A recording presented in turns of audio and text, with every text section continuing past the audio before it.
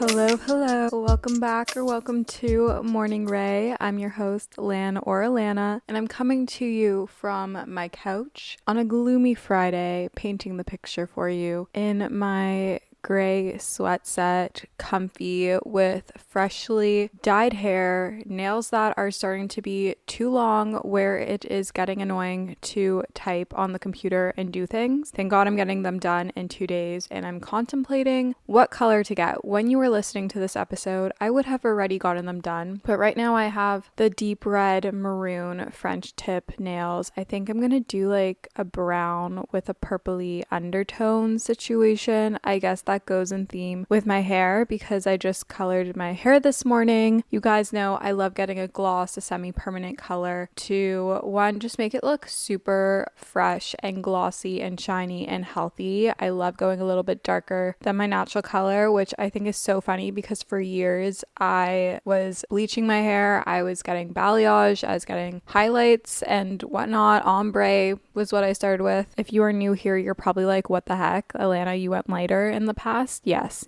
I did. And I think it looks good at the time. Now looking back, my natural color and being darker definitely suits me far better. I don't know why no one told me to do this sooner, but it's been 2 years since I've been dark and I've truly never looked back. But nonetheless, today I did something a little bit different. Usually I just do a red undertone. Today we did a red violet undertone, and I feel like it's definitely giving cherry cola hair vibes, but I love it. I just feel so fresh and it's fun for the winter months. I really do love it. I go to Nicole Parkhill in Toronto. She's located around Casa Loma. She does my color, and then Alyssa Money cuts my hair. I normally see Alyssa, and then a week or 2 weeks later I see Nicole. My color and my trims usually line up because I like to go every 3 or 4 months or so, but I feel spoiled because then I get 2 hair appointments out of it, and I love getting my hair styled.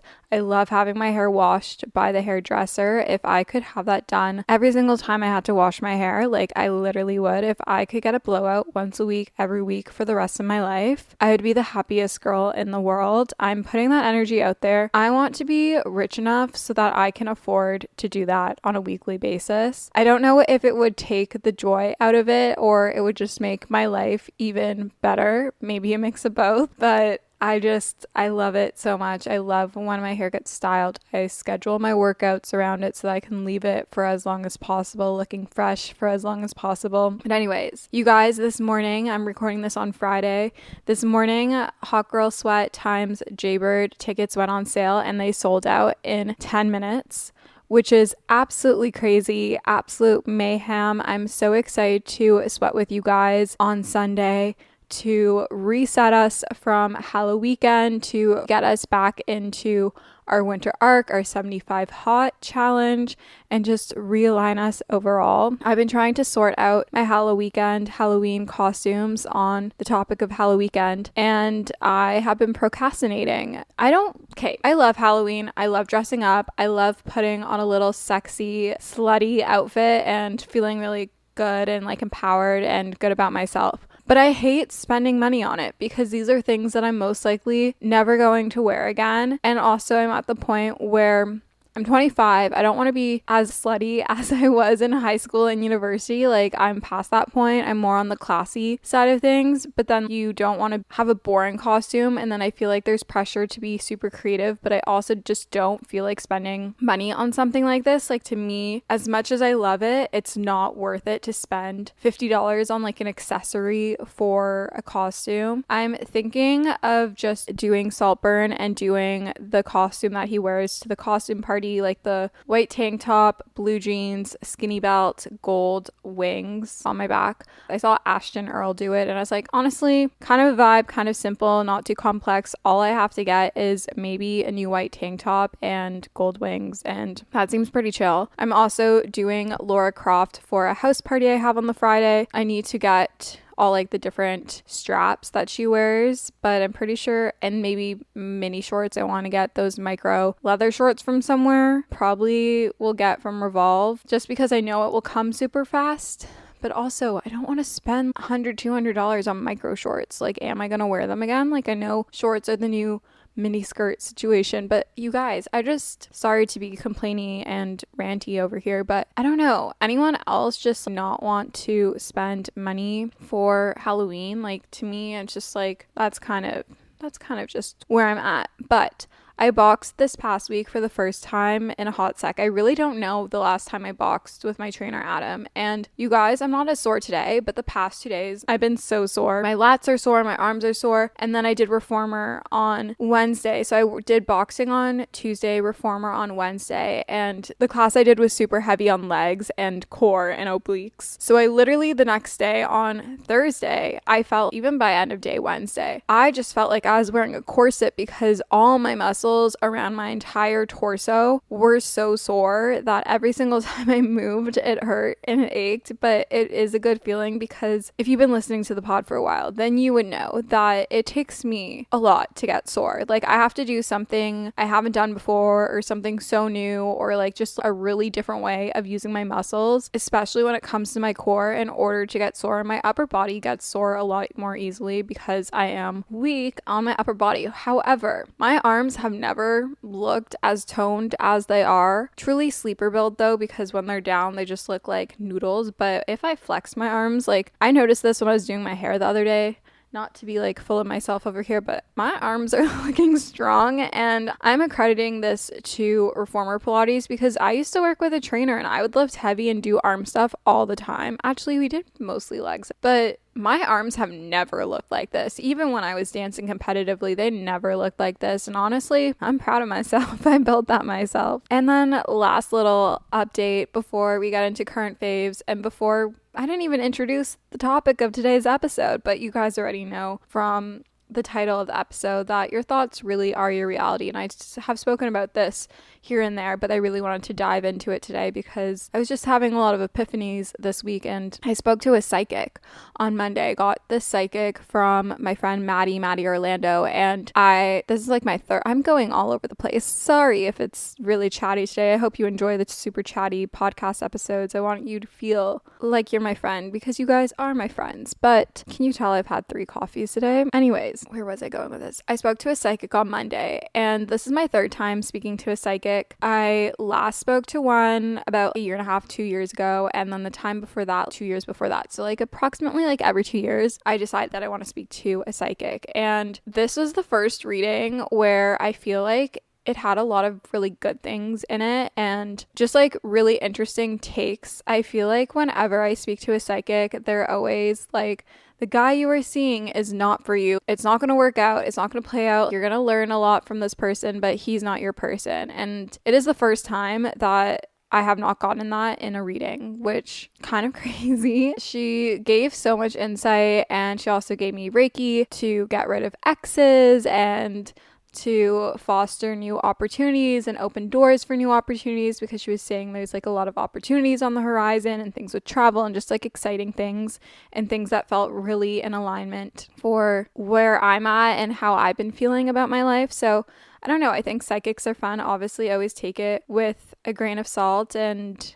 I always talk about seeing the psychic to my therapist, and I had therapy on Thursday this week, so yesterday, and I was like, I know you don't like psychics, but I spoke to one again. She's like, oh, Alana. But she found like the insights quite interesting. She always likes to hear that. But back to what I was saying before all of this. I don't know if this is like, because I know I have very like mild, acute like OCD tendencies. I cannot function or do work or do anything or go to bed unless like my apartment is perfectly clean. Like I cannot have clutter specifically on my kitchen island, because that's where everything builds up. Like if I know that there's stuff in my recycling bin or my garbage is too full, I have to clear it out, even though I can't really see it from like where I'm sitting right now in my living room. It's covered, like it's blocked by my island since it's on the other side, but I just can't function. Like everything has to be in its home. It has to be like clean to like a specific level, an acceptable level to myself.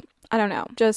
I don't know if this is just a me thing. Let me know. I hope I'm not alone in this, but I can't function or go to bed unless things are clean and everything is in its home. But let's go on to my current faves. Guys, I'm obsessed with my Kindle. I got the new Kindle Paperwhite, the 7-inch one, the 2024 version, and I love her. I'm reading the book 13. I'm on Goodreads, and I also started a profile on Fable because that was requested by some of you guys. Fable is really cute, but I do really love my Kindle. I've been getting asked if I think it's worth it, and so far I've had it for about a week now and I'm really happy with it. It's super lightweight and easy to hold, easy to take places. I used Anna's Archive to download my books. I haven't gotten any cases or anything. I honestly just like it as is, if I'm being honest. I'm always like very like minimalistic with all of my electronics. Like I just like a clear case on my iPhone. I have a clear case on my computer. I just love everything super minimalistic and clean, but really do love my Kindle and I'm super content with that purchase. No regrets.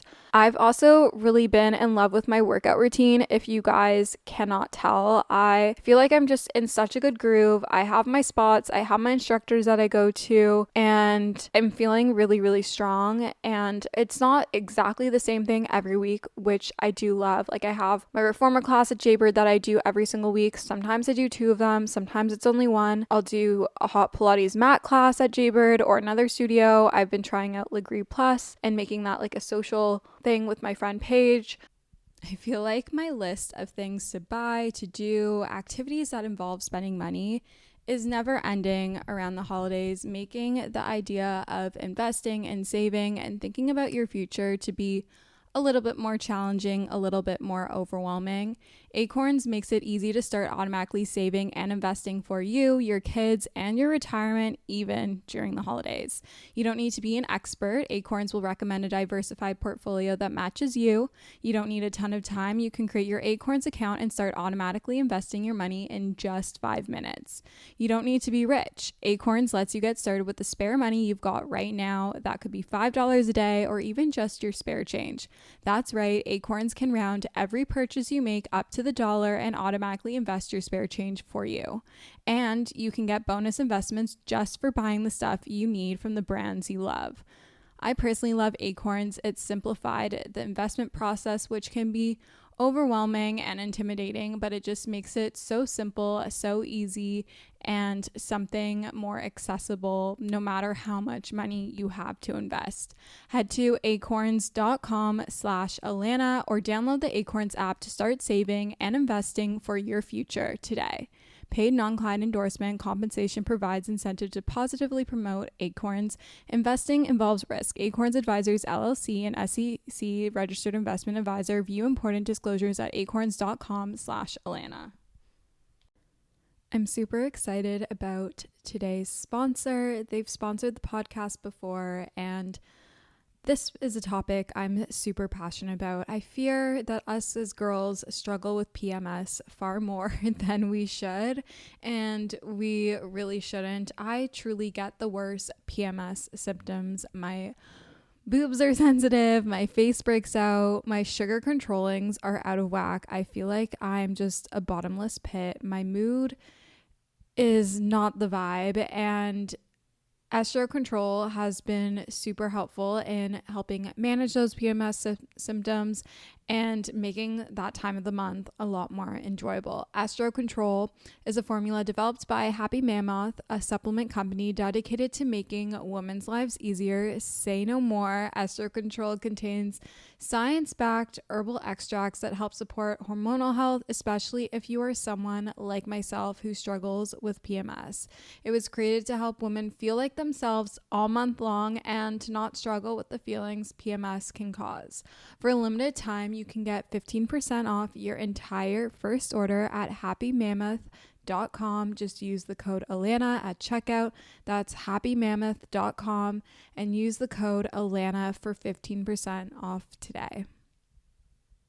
And then like going to a different run club every week. That's been really fun. I was supposed to go to Lauren Mantha this morning, but my alarm went off at 6:30 and the run club was at 7:15 and I was just like, no, not today. Not feeling it. I'm too tired and it's too cold, and I just snoozed my alarm and went back to bed. But really been loving going to different run clubs, going to workout events. I went to a workout event for the media classes at Solace Movement. It's a studio that just opened. It's where I did my Pilates cert, so that was fun. I just love finding community and social aspects surrounding fitness lately. I feel like for so long after dancing competitively and it always being in a group environment, all I wanted to do was train alone. And I think I'm finally getting back to my roots of wanting community and wanting to work out with other people and making it a social thing. It feels really nice and it's been really fulfilling and rewarding, making me happy. Like, I don't know, it's really just the little things that count and like add up and can add to your life. It doesn't have to be such a big thing at all. And I think that's also like the basis behind why I started Hot Girl Sweat. I wanted to create that community and that environment and the opportunity for you guys to work out with one another and for me to connect with you and meet you in real life. And I think it's just a beautiful thing. And with that, obviously, this was another favorite, but just prioritizing community focused things and doing things and activities where I can actually get to connect with people and make memories with them and have deeper conversations and shared experiences. And that has really just been really fulfilling for me. Not so much focusing on such materialistic things anymore and just focusing on the thing that us humans need at like our baseline, and that's just like connection with one another. And I know it can be hard to find in the city, but if I can find it in a city like Toronto, I think you can find it too, and you can find it in your city or wherever you live in the world. There's always community. You just have to be open and curious about finding it. I've really been obsessed with JC and Chelsea and What We Said podcast. I've been a long time listener. Funny thing about What We Said podcast, I remember when they just started it, but I've been following JC, I think, because of Aspen Ovard, but I hadn't listened to the podcast yet, and they came out with their first round of merch, and I bought the merch before I had even been an avid listener to the pod, which I just think is so funny. But I have found myself really looking forward to their podcast episodes. It feels like I have besties in my apartment and the reactions are so hilarious. I love all the stories that they read and the advice columns and everything, and they're truly just like my comfort podcast, and I really love them. And then lastly, I've been into doing my hair less like super tightly curled and more like looser waves, a blowout look. I just love the look right now, and I feel like that's a trend within the hair space. Also have been slowly switching to hot coffee, doing like the hot coffee in the morning, cold coffee at night, or getting a hot coffee when I'm out. It's definitely giving fall in here. Okay, let's get into the bulk of the episode. The reason you clicked on this episode, I have 5 pages of this outline, 4.25. And I really dive deep into this topic. I was researching a lot using ChatGPT. Did anyone else think it was ChatGPT? I know Chelsea and JC were talking about this on the What We Said podcast, and they were just joking around and calling ChatGPT. But I don't know, I never used to use it, and honestly, it's so much more helpful and insightful than Google, and I feel like it just helped me articulate my thoughts and feelings on this topic and the whole idea. So I really dived in deep. We're going really deep with this, but I have really started to believe, and I think I've been like thinking about this for a while now, but I think in the past week or so, I've really come to realize, or in past month, your thoughts are your reality. Our thoughts shape how we perceive the world and influence our emotions and our actions, and can either cultivate a positive and constructive thinking environment, thinking that we can create a more fulfilling reality for ourselves. But it really just is a reminder that our mindset has such a large impact on our lives and how they play out. And as a result, like, our ideas can significantly impact our reality. The way you think impacts and shapes your perceptions, your attitudes, your actions, which in turn affect how you experience the world. And from my research, this concept is referred to as either mindset or like the mental framework in which you perceive your reality. There's a few different ways and ideas that can influence our reality, and let me list them off for you. So you can have your perception events. So this means that you attach to events. This means that the meaning you attach to events is filtered through your own beliefs and expectations. For example, if you believe that challenges are opportunities for growth as opposed to a burden or something to turn you away, you are more likely to respond to difficulties with resilience, whereas a negative mindset might lead to feelings of defeat, like that this is like the dead end, you can't get past this. It can also impact your behavior and action. So your ideas and thoughts are what influence what actions you take. If you, per se, have more positive, goal-oriented, a growth mindset way of thinking, that can motivate you to pursue what you want. But if you have a more negative or self-defeating ideas, that might prevent you from trying altogether because you're just like, oh, why should I even try? Versus if you're positive, you're like, oh, this is just a challenge. Like, I can do that. Like, I'm strong enough to get over this obstacle and move forward. Another way is self-fulfilling prophecies. So this is almost like manifestation in a way, right? And so is like the next one that I'm going to mention, which is the attraction of experiences. But if you believe that something is going to happen, your subconscious might steer you and your behaviors in ways that make that outcome more likely. So for example, if you believe that you are capable of success, you might then take more risks and seize more opportunities. Like you will seek out more opportunities around you.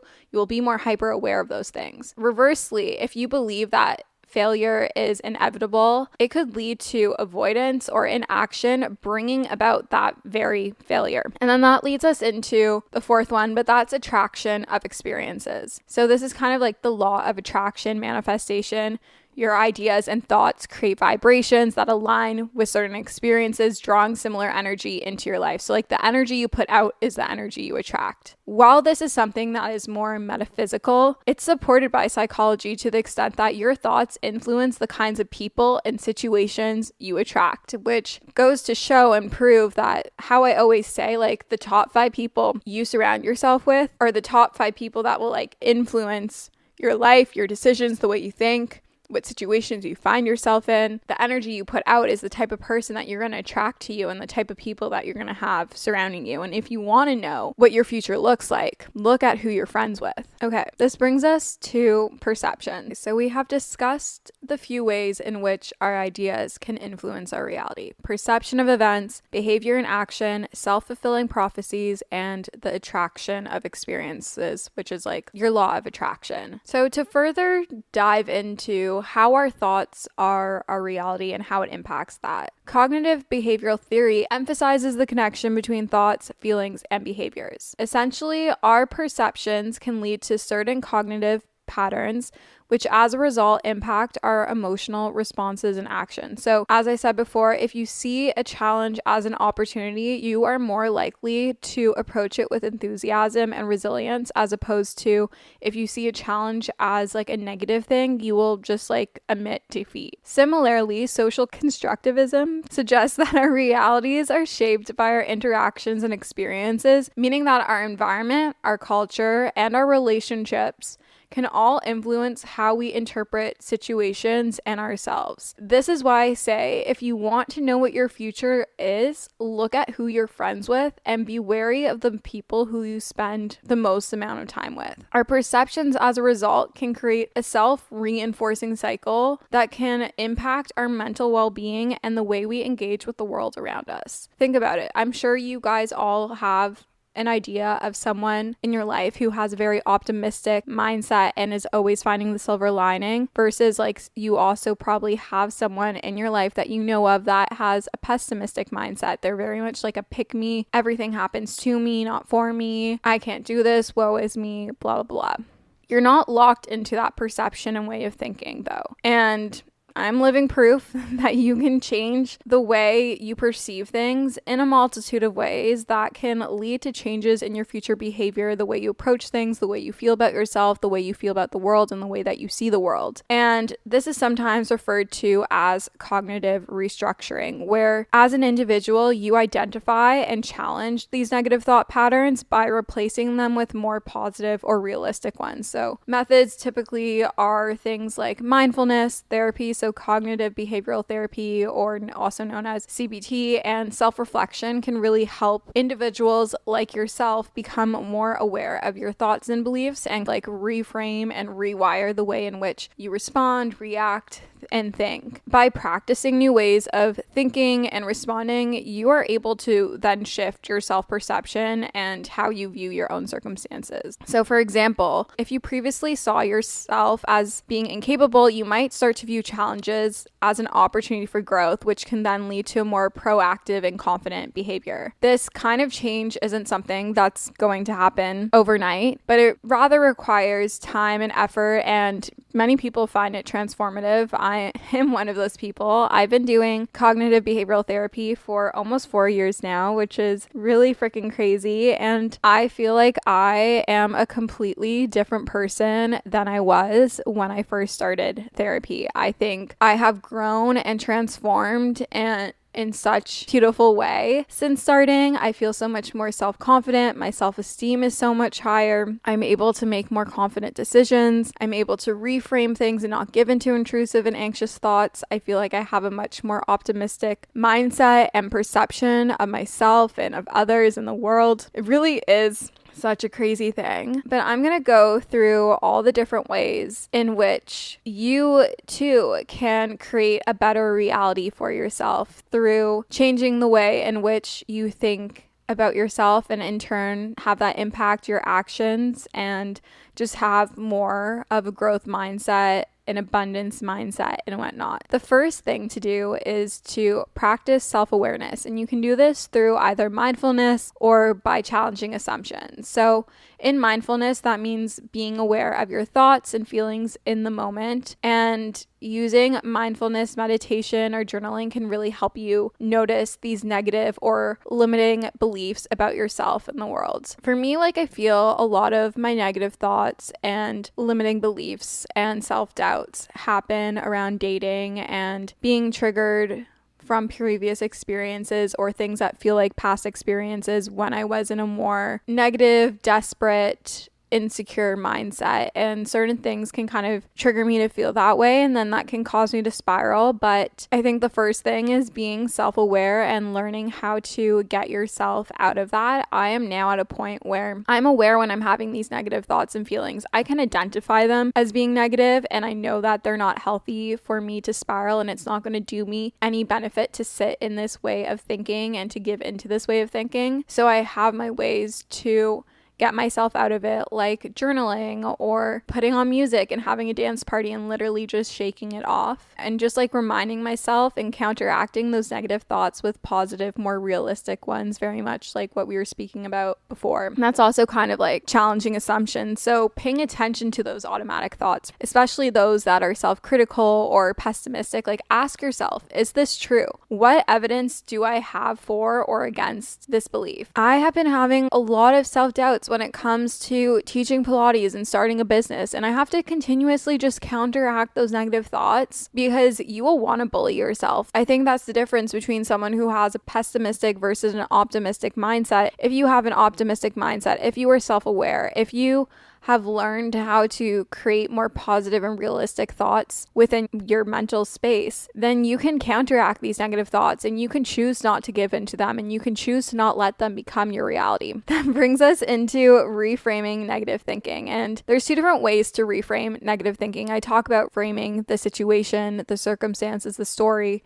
your thoughts, a lot on this podcast, but there are two different ways. So there's either cognitive restructuring or by practicing gratitude, which is so simple, so easy. I think gratitude is spoken about a lot, but it really does have a positive impact on your life and a positive impact on the way in which you view yourself and you view others and you view your reality in the world around you. And by focusing on what's going well in your life, you can shift from a deficit mindset to one of abundance and appreciation. It really helps alter your overall outlook on the world, because it can be easy to focus on what's going wrong and what you don't have and not feeling like you have enough. But if you focus on what you do have, it can really shed some light and bring light into the parts that you should be focusing on, and also just ground yourself as well from an ego standpoint. I love to do this either in the 5-minute journal is a great place to start, or through morning meditation using an app like Headspace or Calm, or even Spotify has so many meditations available, or just mind dumping in your journal and writing out the things that you're grateful for, or even in the morning when you're brushing your teeth or getting ready and looking at yourself in the mirror, just saying out loud the things that you're grateful for, listing 3 to 5 things that you're grateful for, even one, is such a beautiful practice. And when it comes to cognitive restructuring, it really just involves identifying thinking patterns. So either having black or white thinking or always thinking of the worst case scenario. And I'm guilty of this. The only way to move forward and to get out of this is to just replace the way in which you think. So replace those black and white thinking patterns, those distorted thinking patterns, with more balanced, realistic thoughts. So for example, instead of saying, I always fail, reframe it to, I didn't succeed this time, but I can learn and improve. It's the same way as reframing like failures as just like stepping stones and learning blocks to get to where you need to get. It's the thing that's just going to make you stronger. Or every single time that you go through a heartbreak, this is just making me so much more stronger or so much more agile to bring me closer to being the best version of myself for my person. Like everything happens for me, not to me. You can really just like reframe or using I get to versus I have to when it comes to doing work, or I get to move my body instead of I have to work out. So we've practiced self-awareness, we have reframed negative thinking, and now we're going to discuss cultivating a growth mindset. So when it comes to cultivating a growth mindset, you want to both embrace challenges and focus on effort over outcome. Instead of viewing setbacks as failures, view them as learning experiences. When you believe that you can grow and improve with effort, you're more likely to persevere through difficulties and adapt to change. Instead of seeing this setback as such a negative and terrible thing and that it's the end of the world, it is something that adds character to you, it adds to your story, it benefits you, it makes you stronger, it increases your skill set. Like, do you see how different that is as opposed to like just saying, oh, woe is me? If you believe that you can grow and improve by overcoming these challenges, it will just put you in such a better headspace, and you will not be fazed when things, or I think you'll always be fazed or like disappointed if something doesn't go perfect, but you won't be so hard on yourself or let that hold you back from moving forward. I think it's really easy to have your self-worth being tied to results, but I think when you shift your self-worth from being tied to those results to being tied to your effort, learning, and persistence, this will change in turn how you view yourself and challenges. It's also far more rewarding, and it's something that you have control in.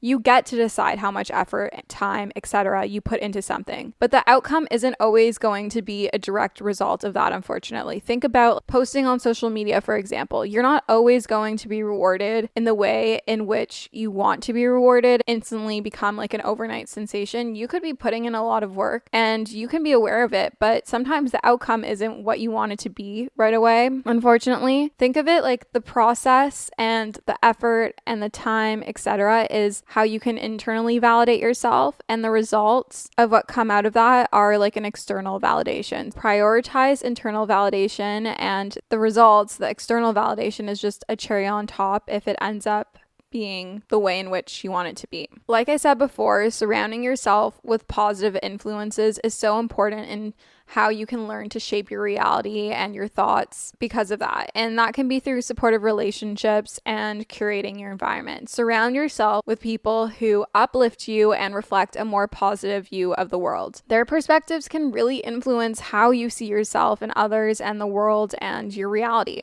I'm always trying to surround myself with like-minded individuals or people who I aspire to be like. You really are the top 5 people who you surround yourself with. And with that, also be careful of the media, the social media platforms, the content you consume. Choose those that inspire growth, positivity, and an expansive view of the world, because just as the top 5 people you surround yourself with are important, so are the top 5 people whose content you are consuming. Create this world in your social media world that inspires and motivates you and encourages you to be the highest version of yourself. Creating an environment online that can help benefit you in this way is so useful, especially if you don't have relationships in your personal life yet that foster this way of thinking. But if you do, it can also help supplement it and add to those relationships. Furthermore, setting new intentions and affirmations through practicing positive beliefs and visualization, so these are manifestation techniques, are other ways to really transform your thoughts into ones of abundance, positivity, and therefore impacting your reality. So by creating positive affirmations, that can counter old limiting beliefs. If you are someone who struggles with self-doubt, repeat, "I'm capable and deserving of success." Over time, these affirmations can actually rewire your thinking. I know you're probably thinking, Alana, like, what is saying "I'm capable and deserving of success" or "I'm capable and deserving of love" repetitively actually going to do? It does do something, I promise you. I wrote them out every day for so long, and I don't practice them now as much as I should be. I definitely use them to counteract negative thoughts a lot, or like reframe things when I say them in a more negative mindset. In my head, I'll just counteract it with a more positive statement, but it really does impact. I think the way that you speak to yourself is everything and anything. And like I said, your thoughts really are your reality. And in terms of visualization, you can use visualization techniques to really imagine yourself as your highest self, as the person you want to become. This really just reinforces the belief that transformation is possible, that you can transform your headspace to reflect the reality that you want to be living and the type of person that you want to be and aspire to be, and who that higher version of yourself is, and embody and make you capable of showing up as that person in your day-to-day life. With that, engaging in new experiences, I talk about this a lot, and I've spoken about my experiences in doing this, but step outside of your comfort zone and travel or learn. Get comfortable with the uncomfortable. Seek out new experiences and environments that challenge your current worldview. It really just broadens your perspective and helps see yourself and the world differently. And this is just like a different experience to focusing on like the way you talk to yourself. I think experiences can really just open up new avenues for thought and perception. Experiencing different cultures, people, activities can really, again, open your mind to new ways of thinking and perceiving the world. So you might run into someone who has a way of thinking and doing life, and just like the way in which they move in the world can be super inspiring and eye-opening to you, and maybe you want to adopt some of those practices, and you wouldn't have had that opportunity had you not traveled. That's really why I preach taking the opportunity to do solo travel and to experience things on your own without the influence of the people that you have at home. And then obviously, if you are struggling with doing all of these things on your own and you would like to have someone help you, seeking professional guidance from a therapist can really help you work through those deeper beliefs about yourself and the world, especially anything you might have developed through childhood or as a response to trauma. CBT is really effective for reframing negative thought patterns. I'm an example, living example in your ears of someone who has used CBT to really change and rewire the way in which I think and see myself and see the world around me. I'm so beyond grateful for taking time to invest in myself and being able to invest in myself in this way. I go once a month now. I started off going a lot more frequently, but it really has changed the way in which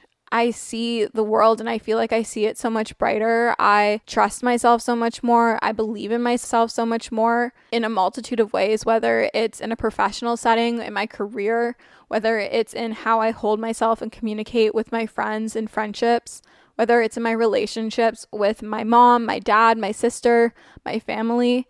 And most especially in my romantic relationships when it comes to dating and the way in which I show myself respect and I communicate my needs and wants and I'm able to add into relationships. I think it really is such a crazy thing. And I talk about therapy a lot on here, and I've spoken about BetterHelp and whatnot. But CBT really is effective. It really is. Don't just overlook it, but you have to be consistent with it. It's perfect in combination with all of the things that I've spoken about already. And then with that, I think it's important to always just regularly reflect and adjust when it comes to really working on transforming your thoughts and creating that reality that you want. Set aside time to reflect on your thoughts and behaviors either through journaling or meditation. I may not be the biggest meditator. I don't really sit and meditate in the traditional way, but to me, movement is meditation, and that's when I think the best. But I think it's important to be self-aware and to reflect on how we have changed, whether it's for the better or the worse, and then make adjustments as is necessary. Changing perceptions is a continuous process. You don't just do it once and then you're fixed. The brain is this really cool and complicated organ that we have, but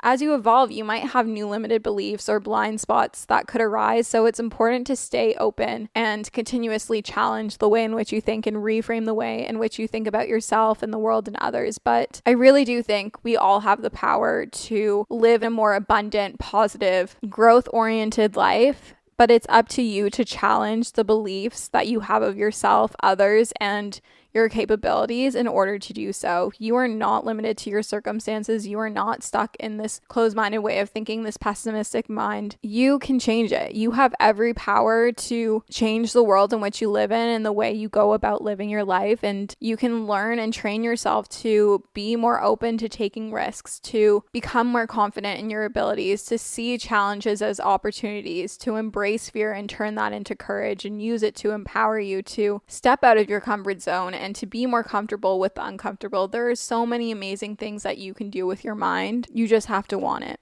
So I hope that episode was helpful. I hope there were a lot of takeaways, tangible takeaways, things that were maybe eye-opening to you. I know it's kind of all over the place, but that's just where my mind is at right now and how I'm communicating. I encourage you to grab a notebook and go back and listen and take notes again if you haven't already. But I love you guys so much. Make sure to leave a 5-star review on Apple Podcasts or Spotify. Leave comments on Spotify. I love chatting with you guys, and I'll see you guys next week. Love you. Bye.